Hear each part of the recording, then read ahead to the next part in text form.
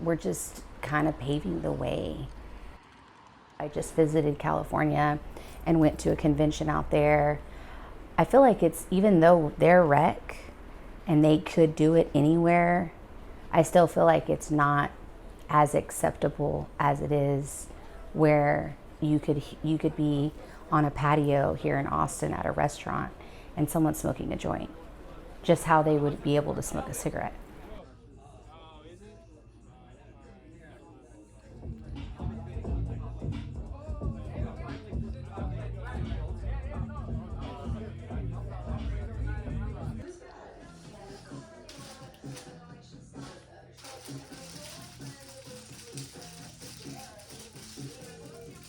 We've done comedy shows, we've done jiu-jitsu with our Cannabis Combat Club.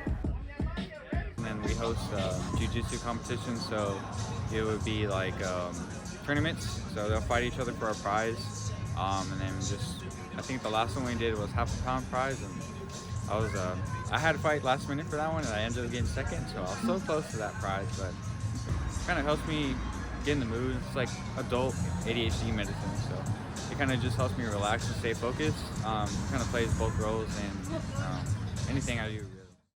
Then we started like, okay, well, how can we do stuff for the community? So we did our first Aldo Caldo festival last year, where we gave some of the proceeds to different food banks and stuff like that. And then people were bringing canned foods. So then we had donation stuff. And then we do a toy drive. Last year, our toy drive was really a hit, where, you got to come in, just brought a toy. And that was one of the events that we were like, hey, these are, we're in a neighborhood. This is where, my husband, my grandma lived up the street. This is, it's a community.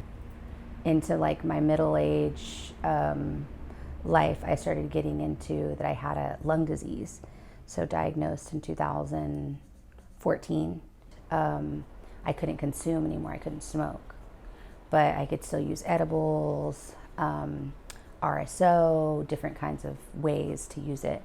So that's what really got me interested, because I was getting relief from it. I was able to not be on opioids, because of it. I could just take some RSO oil and it'd be the same.